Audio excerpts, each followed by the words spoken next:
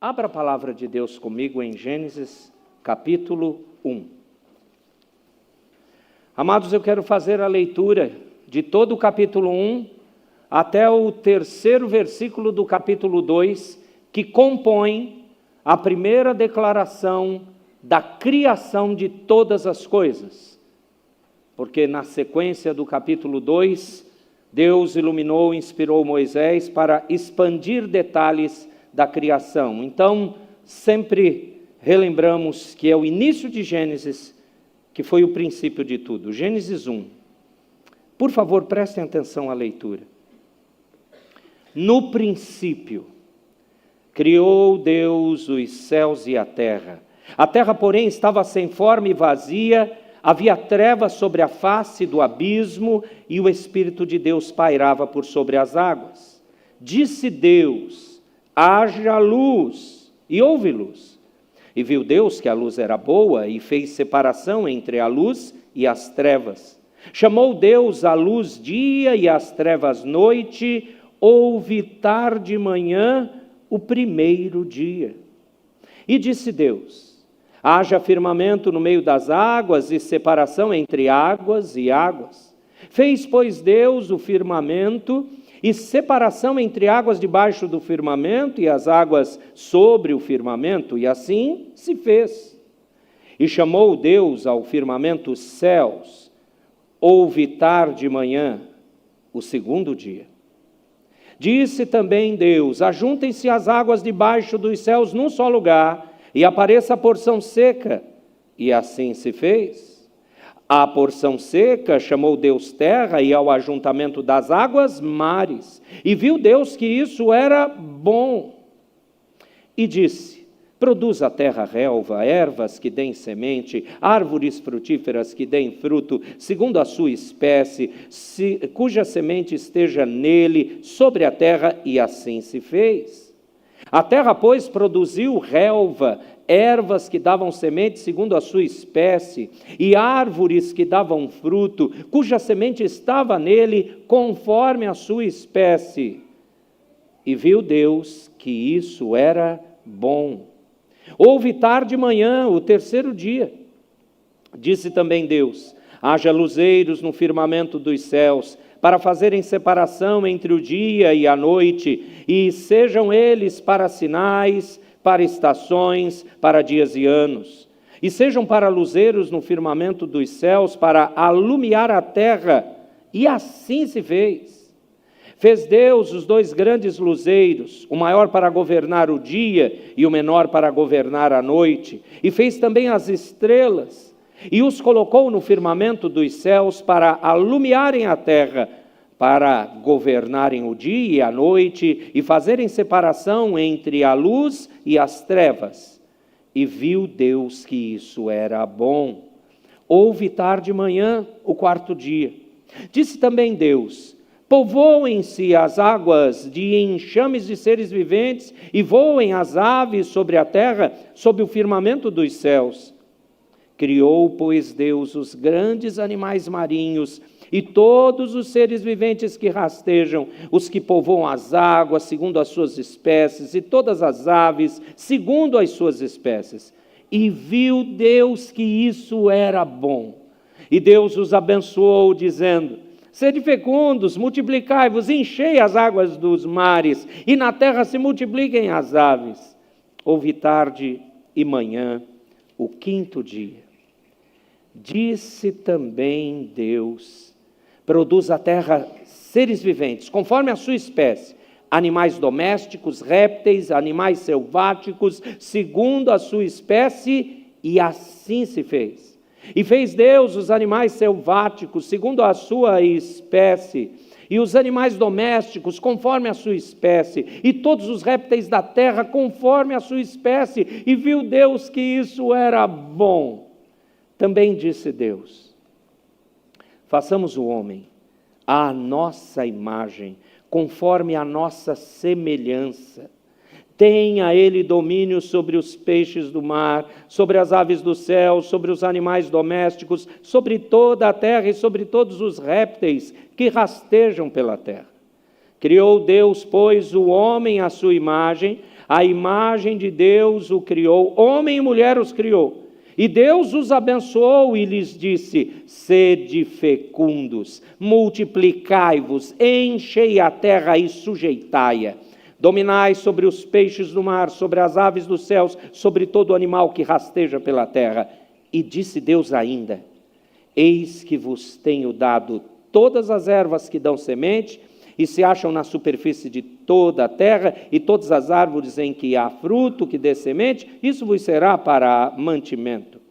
E a todos os animais da terra, e a todas as aves dos céus, e a todos os répteis da terra, em que há fôlego de vida, toda a erva verde lhe será para mantimento, e assim se fez. Viu Deus tudo quanto fizera, e eis que era muito bom. Houve tarde e manhã o sexto dia. Assim, pois, foram acabados os céus e a terra, e todo o seu exército. E havendo Deus terminado no dia sétimo a sua obra que fizera, descansou nesse dia, de toda a sua obra que tinha feito. Vamos ler juntos o verso 3. E abençoou Deus o dia sétimo, e o santificou, porque nele descansou de toda a obra que como Criador fizera. Oremos mais uma vez.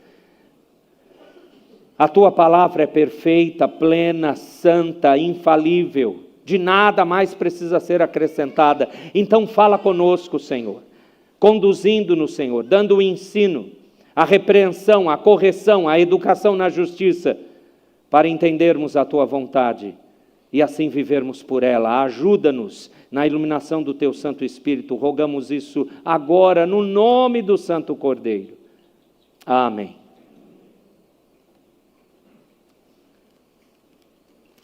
Gênesis 1 e o início de Gênesis 2.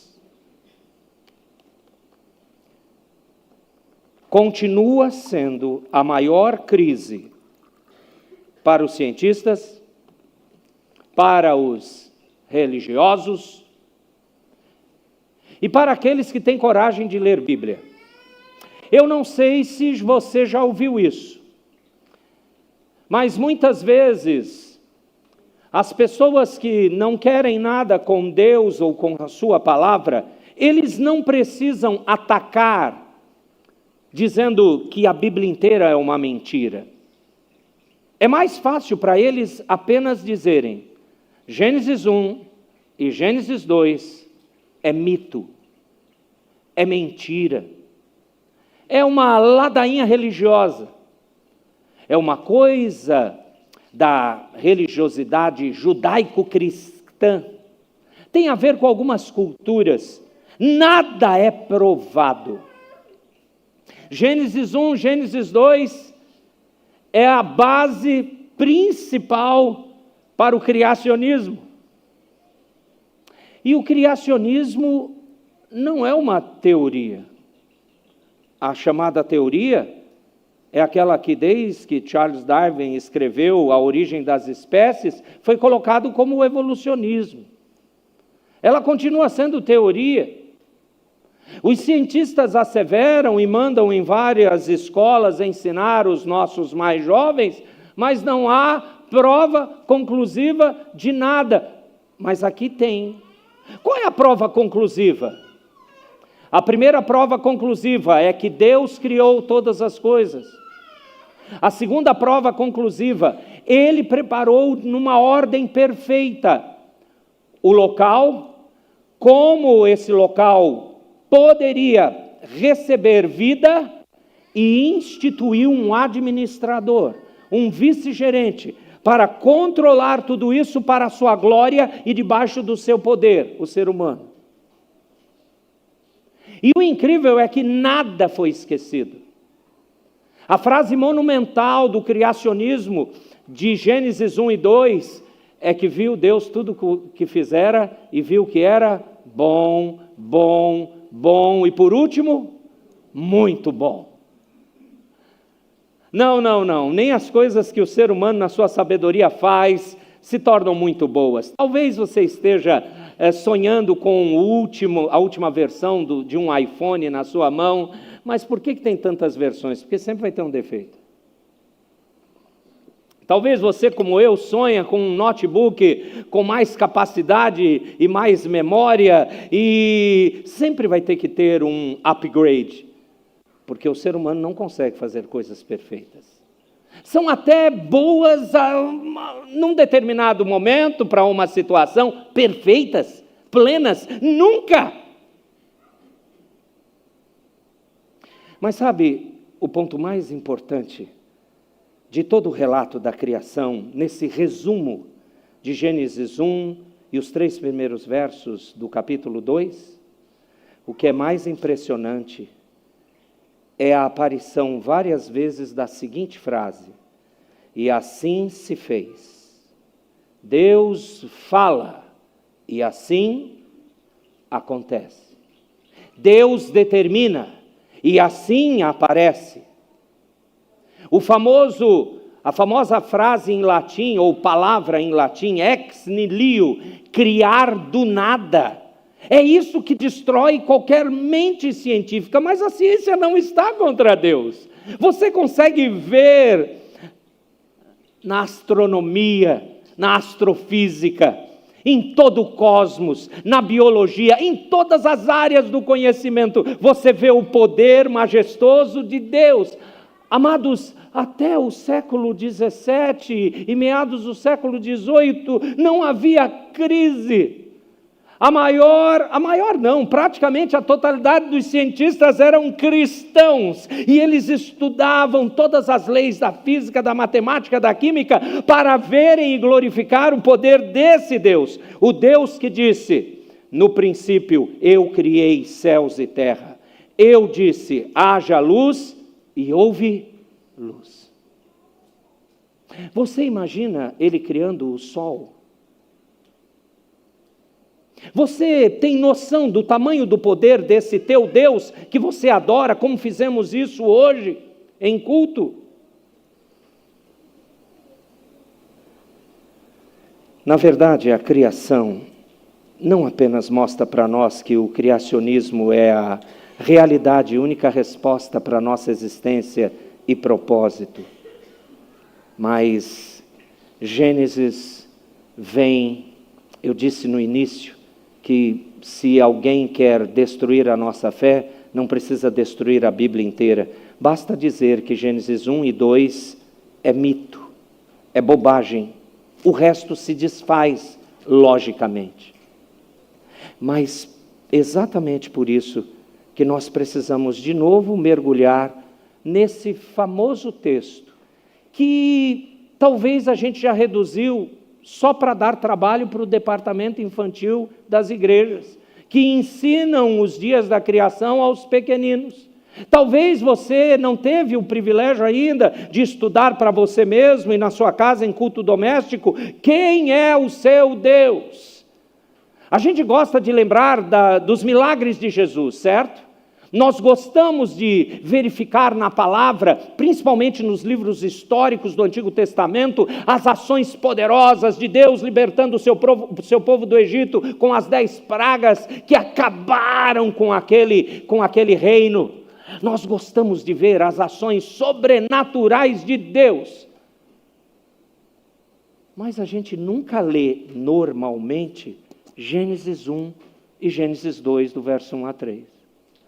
Aqui está o maior milagre e demonstração do poder de Deus, porque aqui, Ele que habita toda a eternidade, ordena, determina, decreta: eu farei tudo existir para a minha glória.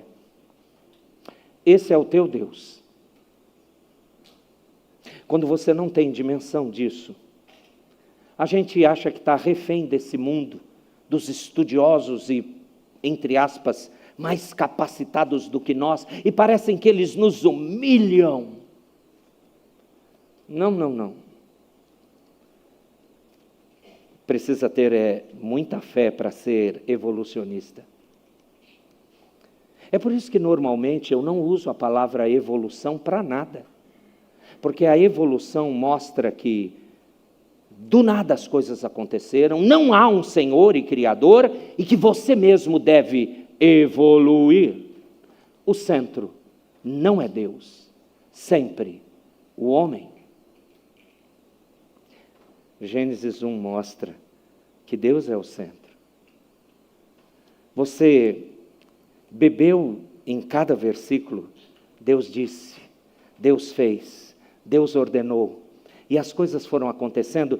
Diga para mim, se você prestou atenção em todos esses versículos, na verdade 31, 32, 34 versículos. 34 versículos, pegando o capítulo 2, os 3 primeiros versos. Nesses 34 versículos, você percebeu que se Deus criou assim todas as coisas e as mantém, Ele não tem poder de guiar a sua vida, preservar a sua vida, fortalecer a sua fé e te levar para o lar eterno? Ele não tem poder, no meio das lutas terrenas, de firmar o seu coração, estabelecer o juízo e justiça dele a partir de você, e você ser um luzeiro para testemunhar a todas as pessoas de que Ele é esse Senhor que reina todo-poderoso, esse que você acabou de ler nos textos famosos do capítulo 1 e do início do capítulo 2 de Gênesis?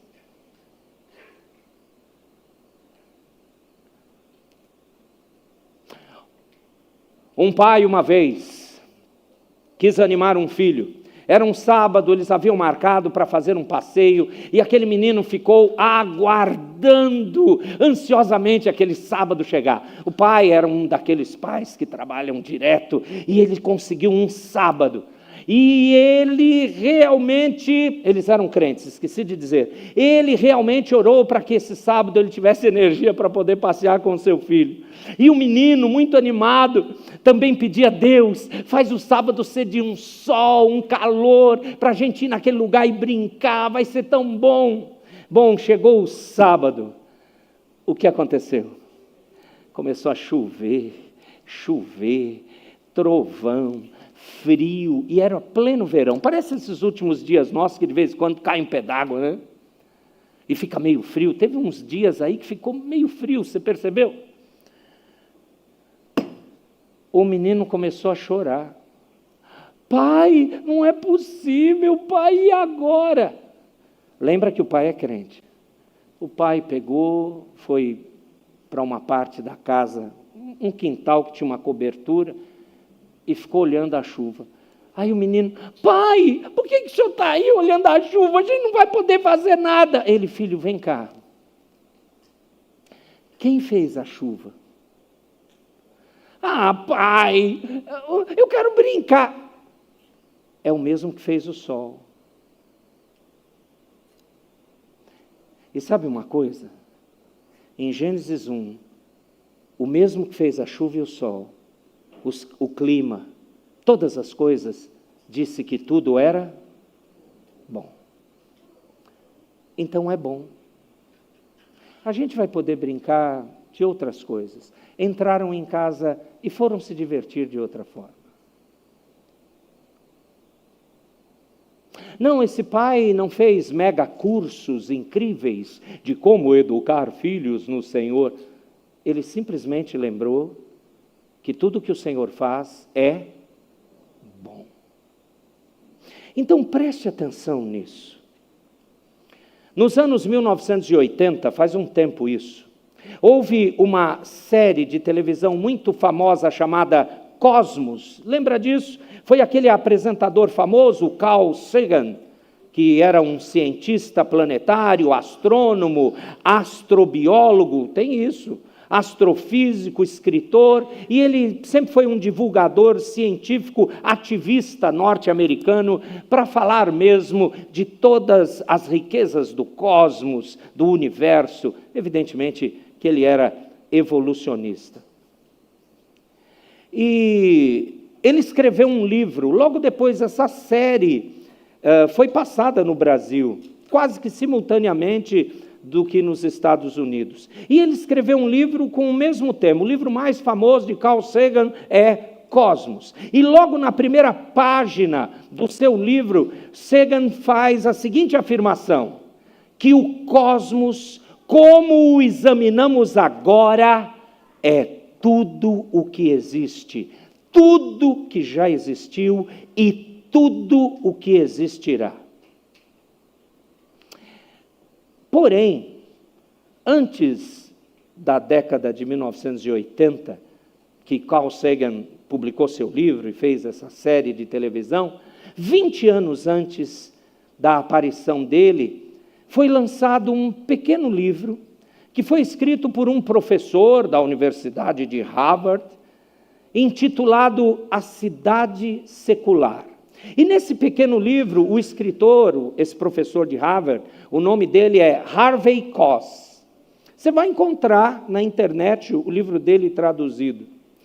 E nesse pequeno livro, repito, 20 anos antes do Carl Sagan fazer o seu livro sobre o cosmos, o autor, o Koss, ele deu uma explicação teológica e sociológica sobre o secularismo. O que isso tem a ver com Gênesis? Me acompanha que você vai entender. Ele foi explicar nesse livrinho o secularismo. E ele definiu o secularismo como sendo a libertação da cultura em relação à dominação dos princípios religiosos e metafísicos.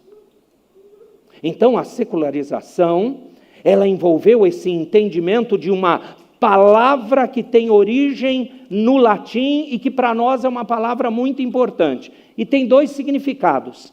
A palavra mundo. Esse autor trabalhou com as duas palavras que no latim nós traduzimos como mundo. E são palavras bem distintas. O significado delas, apesar de você poder traduzir com o mesmo nome, mundo. A primeira palavra, esse autor colocou assim: no latim, mundo pode ser definido como a palavra mundus, para nós não muda nada, mas em outras línguas, como o inglês, muda muito. Significando que mundus é este lugar, o aqui deste mundo, deste universo, é diferenciado do lá fora, lá de cima, ou algum mundo celestial. É esse mundo aqui. Mas a outra palavra do latim que ele descobriu, que nós traduzimos também como mundo, é a palavra saeculum, da onde vem o nosso século. Saeculum se refere não tanto para este mundo como para este lugar ou local, mas sim para este mundo de uma perspectiva de tempo, momento. Quer dizer, desta hora, desse momento, o aqui e agora, como sendo distintos daquilo que é eterno. Agora, é aqui que está a colisão de visões de mundo.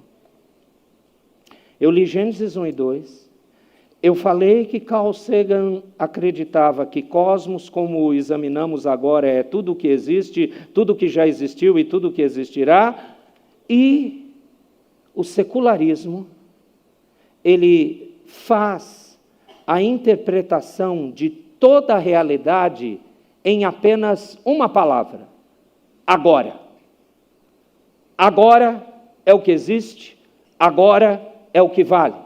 O mundo, nessa época, nesse momento, antes mesmo do Carl Sagan escrever isso, esse autor já havia descoberto que o secularismo estava dizendo: esse momento é tudo o que existe, então não existe eternidade.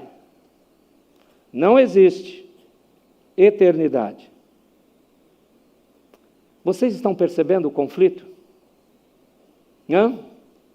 Você percebeu o que eu falei, mesmo que introdutoriamente, sobre Gênesis? Vocês percebem? Vocês percebem que o Deus eterno veio e criou coisas reais, e que isso foca para a sua glória eterna, e que o secularismo é uma ideia do aqui, agora e não eterno? Porque toda a verdade bíblica é dada por aquilo que os filósofos chamam de verdade, que está debaixo de uma perspectiva do eterno. Então, quando você recebe a pergunta, e essa é a pergunta quando lemos Gênesis 1, por que existe algo em vez de nada? Ou a pergunta é, qual é o objetivo e propósito da criação de Deus? Por que existe alguma coisa e por que, portanto, nada existe? Por que alguma coisa apareceu? Por que existe um mundo em primeiro lugar e qual é o destino do mundo no futuro? Você só tem duas respostas para dar. E eu tenho que dizer que são respostas radicalmente bem distintas, bem diferentes, se você olhar para a questão simplesmente pelos olhos do secularismo ou se você olhar pelos olhos do eterno. São coisas bem diferentes. Primeiro, preste atenção na primeira resposta secular. Há um dilema. Eu sei que é um pouco filosófico isso, mas alguns de vocês já até ouviram isso. E mesmo se não ouviram isso, muitas vezes temos assumido isso em nossa vida. Há um dilema do naturalismo moderno após o curso da macroevolução. O que é a ideia da macroevolução? Você já ouviu isso? Viemos de uma unidade monocelular e foi se desenvolvendo, e aí veio as espécies, portanto, de algo simples para algo complexo. Essa é a ideia da macroevolução. Então, o naturalismo moderno tem um dilema, porque com a macroevolução, eles começaram a procurar qual é o princípio alfa, qual é o princípio iniciante, melhor dizendo, como tudo começou. E aí você descobre que um dos grandes pastores que nós estudamos o seu material, ele já é falecido, é um pastor presbiteriano, o R.C. Sproul, ou como dizem os que conhecem língua inglesa, o R.C. Sproul, ele faleceu em 2017, com 78 anos. Sproul sempre foi um homem, um teólogo, um filósofo muito influente nos Estados Unidos. E um dia, ele que tinha uma idade próxima da idade, digamos assim, a mesma geração de Carl Sagan, ele foi marcar uma conversa com Carl Sagan, o astrofísico, que faleceu em 96, com 62 anos, por causa de um câncer. Bom, quando estavam ambos vivos, Sproul marcou uma conversa com ele. Veja, como diria qualquer brasileiro, é uma briga de cachorro grande. Porque você está falando de um grande teólogo, um filósofo, alguém que, de forma geral, é uma voz respeitada em muitos círculos acadêmicos, o nosso irmão Sproul, e o astrofísico Carl Sagan. Eles conversaram. E segundo Sproul relatou certa vez, estavam conversando sobre os segundos iniciais do Big Bang. Não esqueça que Carl Sagan tinha a sua apreciação pela cosmovisão do Big Bang, né? Onde de repente tudo explodiu e saiu as coisas que hoje existem. Portanto, ele era evolucionista, como eu já falei.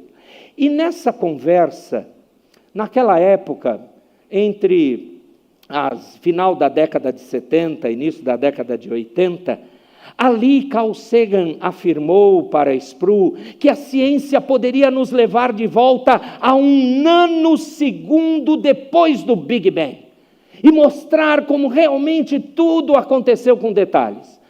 Aí o Sproul fez uma pergunta: se toda a matéria e energia fossem comprimidas nesse ponto aí, esse infinitesimal momento singular, que estava aí nesse estado de inércia, esse momento não seria a eternidade? Porque se de repente tudo aconteceu, antes não era a eternidade? Bom, isso aí colocou o Carl Sagan na parede. Espera aí, se tudo aconteceu e a física diz que os elementos só se movem, estão parados em inércia, só vão se mover se houver uma força externa para levá-los avante, então, ei, Carl, disse o Sproul, você não concorda comigo que esse momento, esse princípio alfa, não é a eternidade? Não é Deus agindo? Irmãos, eu só acreditei porque eu li isso e eu tive que registrar isso no sermão. O famoso Carl Sagan, ouviu do Sproul isso, e Sproul continuou. Por que numa tarde, numa quinta-feira, às 3 da tarde, a coisa toda explodiu, formando o universo atual? O Sproul continuou: a definição mais fundamental de inércia são os corpos que estão em repouso, permanecem em repouso, a menos que sejam influenciados por uma força externa. Qual é a força externa aqui que criou essa enorme mudança de toda a realidade, que esteve inerte por toda a eternidade? Sabe qual foi a resposta do Carl Sagan? Eu não quero tocar nesse assunto. Eu não quero ir para lá. Eu não quero mencionar sobre isso.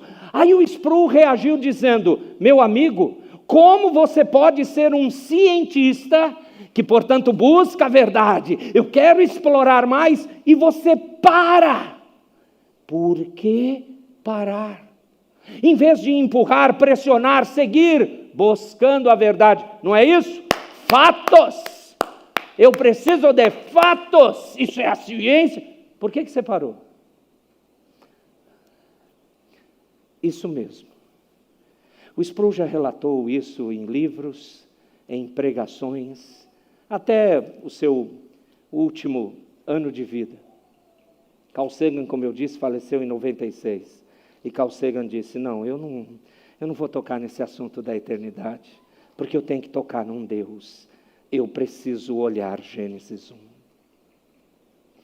Veja, irmãos, eles precisam, os secularistas, eles precisam de um ponto alfa, de um ponto inicial que desse sentido a todo esse processo. Agora, aqui está o problema com essa tal de macroevolução, que assume um movimento, uma dinâmica, sempre é o do simples para o complexo, da célula única aos organismos projetados mais complexos que viriam depois. E a ideia era que havia esse movimento da história, do tempo, de um ponto alfa até um ponto ômega. Isso mesmo, eles usam essa mesma fraseologia. E um dos outros problemas que nós enfrentamos hoje em dia, uma vez que infelizmente nós abraçamos o secularismo, é que não é apenas o problema de que não existe nenhuma possibilidade de um ponto ômega. Não há possibilidade de um ponto alfa para o secularismo. Portanto, olhando à luz da ideia, do entendimento do secularismo, começamos com nada e terminamos com nada. Converse com as pessoas. Não precisa conversar com os filósofos de plantão, os acadêmicos. Pegue uma pessoa simples, do convívio mundano, que não crê em Deus, em Cristo. A pessoa vive o agora. Ela está preocupada mesmo com a eternidade, com sua alma. Não, vamos aproveitar o aqui e agora. Eu quero ser feliz. Já ouviu a frase? É secularismo puro, mesmo nunca tendo estudado essas poucas coisas que eu estou mencionando a vocês. E aí o secularismo então diz: tudo o que existe é nesta hora, é neste momento, estão no aqui e agora, entre esses dois pontos de nada e nada. Isso quer afirmar uma única conclusão: se começamos com nada, como é que surgiu as coisas? Se terminamos com nada, qual é a conclusão? Não somos nada. Pastor, qual é a ponte com Gênesis 1? Se você diz que não começou com nada, que não há um Deus Criador e Senhor, então você não tem a conclusão, o alvo, o objetivo. Então a sua criação, se é que algum evolucionista pensa nessa frase, é para nada. Então a sua vida vale quanto? Agora você entende como pessoas queimam a juventude, destroem anos de vida, porque seguem os seus próprios pensamentos e desejos por causa desse entendimento secular. Essa é a primeira resposta. Qual é a segunda resposta? É claro, a segunda resposta é contra o secularismo.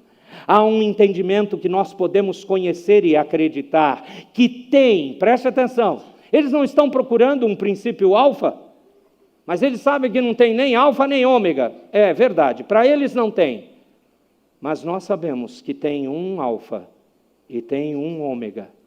E não apenas um alfa e um ômega, mas o alfa e o ômega.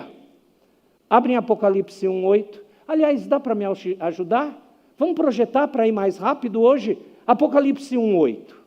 Eu vou projetar, a igreja vai ler. É só para você lembrar, tomar ciência. Apocalipse 1:8 diz o quê? Eu sou o alfa e o ômega, diz o Senhor Deus, aquele que é, que era e que há de vir. Apocalipse 21, verso 6. 21:6 de Apocalipse.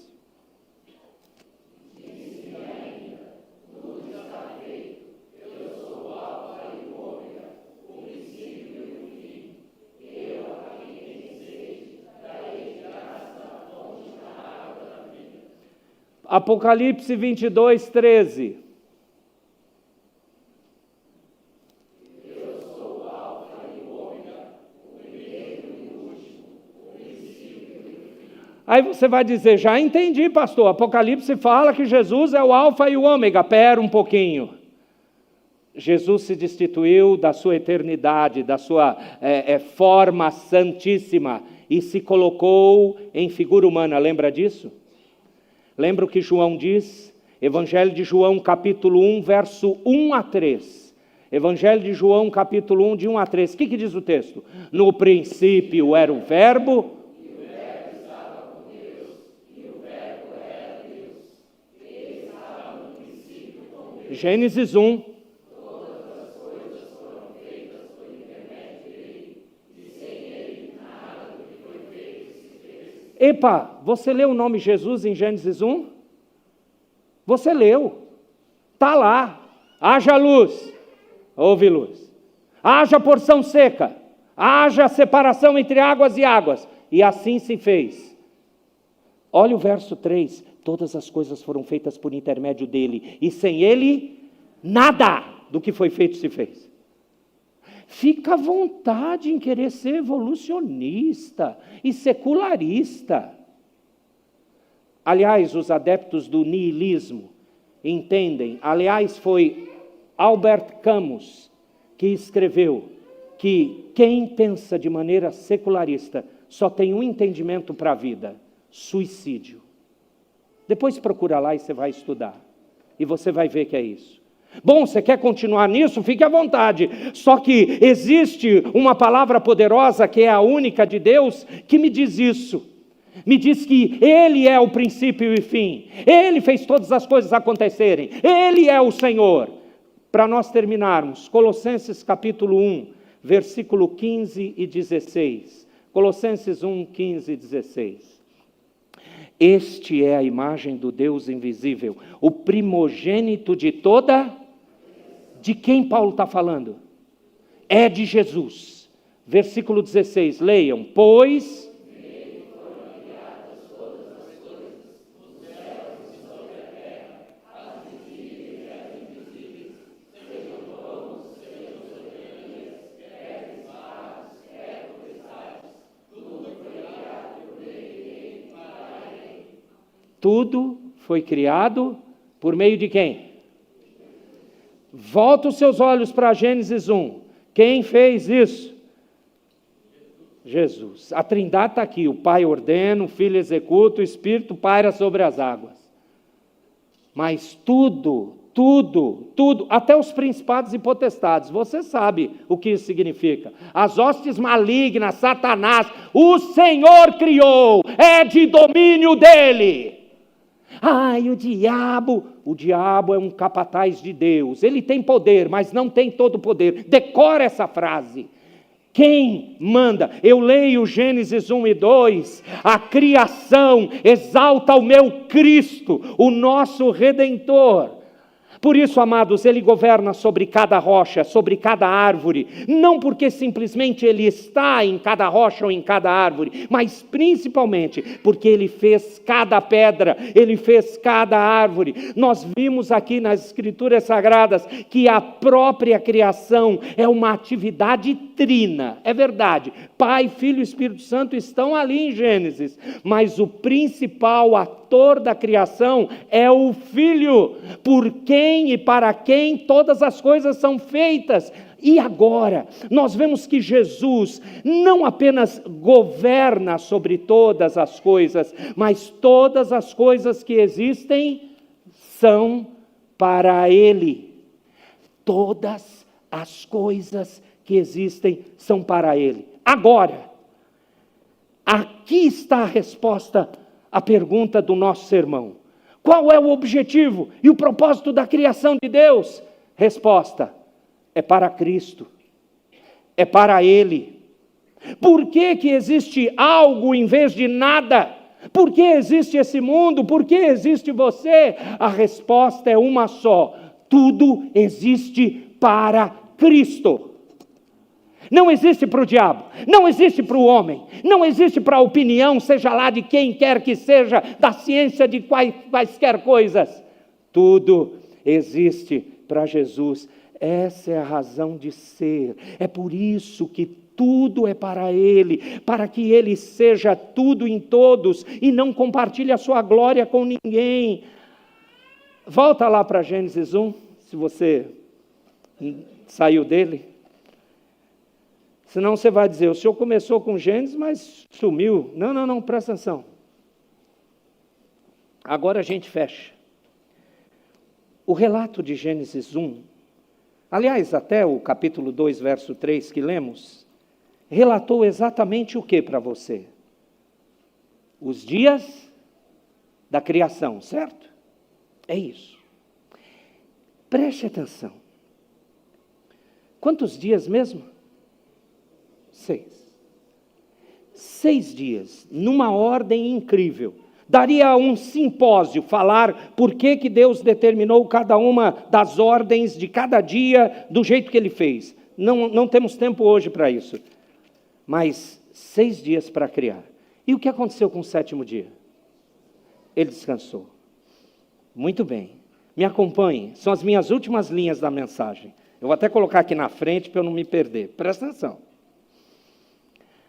Agora, você pode compreender melhor Gênesis 1 e esse capítulo 2 inicial que lemos. Volte para os dias da criação. Como eu disse, o texto fala que foram 6 dias da criação. Deus terminou toda a sua criação no 7º dia, com a criação do homem, né? O homem e a mulher, conforme a sua imagem e semelhança. A numerologia hebraica, que está contida na Escritura, ela usa o número 6, não sendo um último número. Não é o último número, é o penúltimo. Na verdade, se você pegar o número 6 e escrevê-lo 3 vezes, vem a famosa sequência 666. E na palavra do Senhor, a simbologia de 666 é a supremacia da imperfeição. É a supremacia do mal. Mas e o número sagrado 7? O número sagrado 7 é perfeição. Se você deseja examinar o objetivo da criação, você não pode parar no 6º dia. Você não pode simplesmente ver: olha como Deus fez as coisas perfeitas. Você precisa ir para o 7º dia. Você precisa pegar Gênesis 2. Você precisa ver que Deus acabou os céus e terra com todo o seu exército, Gênesis 2:1, e que quando Deus terminou no dia 7º sua obra que fizera, Ele descansou nesse dia de toda a sua obra que tinha feito. E o que Deus fez com esse dia? Abençoou. E abençoou Deus o dia 7º e o santificou, porque nele descansou de toda a obra que como Criador fizera. O que isso quer dizer? Repito, se eu desejo examinar o objetivo da criação, eu não posso parar no 6º dia.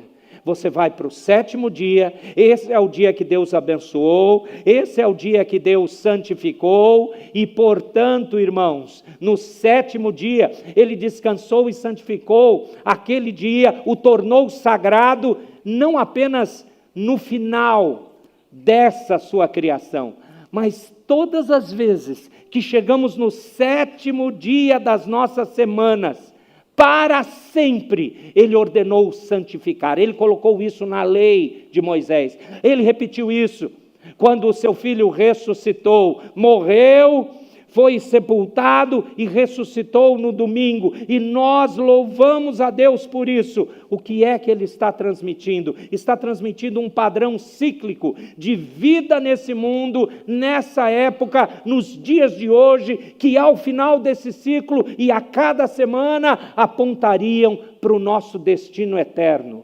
Ei, vai chegar o 7º momento, vai chegar a eternidade. Nós entraremos no descanso pleno e perfeito do nosso Deus. A nossa entrada no nosso descanso celestial, no nosso descanso sabático. O objetivo da criação é a santidade do sabá, do dia de descanso. O que significa que o objetivo da criação é descansar. Descansar. A partir de Gênesis 1 e 2. Descansar é eternidade. Então, o jogo continua. O projeto não parou. Você não está no meio do caminho perdido sem saber o que fazer. Você não é um secularista. Você não é um evolucionista. Você é do Deus eterno, Criador dos céus e da terra, e que preparou uma eternidade, um descanso junto com o seu povo. E para marcar isso, quem fez todas as coisas? O Alfa e o Ômega. Cristo é o alfa da criação, Cristo é o ômega, o que vai nos conduzir ao descanso final. E a única razão pelo qual você existe e eu existo é para Ele, para vivermos para Cristo. Para Cristo. Então, em nome de Jesus, anime seu coração.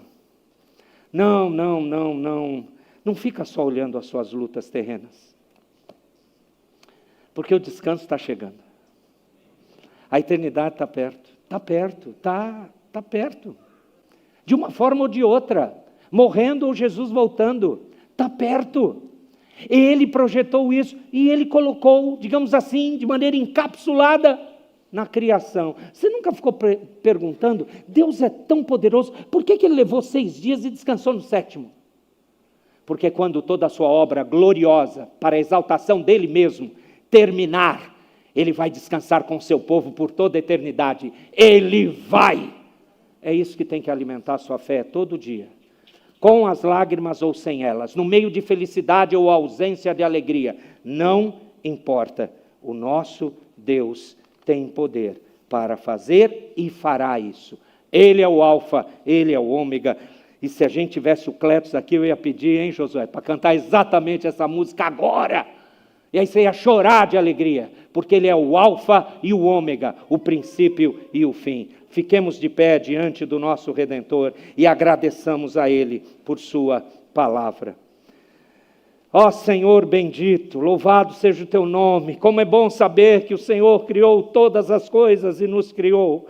Como é bom saber que o Senhor nos sustenta, que o Senhor não nos abandona, que o Senhor conhece e tem misericórdia de nós. Como é bom saber que a eternidade é o descanso precioso e objetivo. Não é uma tentativa, não é um desejo, é uma realidade. E muitos já estão lá. E chegará o momento que estaremos contigo para sempre e sempre. E possuiremos a renovação de céus e terra, sem pecado, sem dor, sem luta, sem angústia.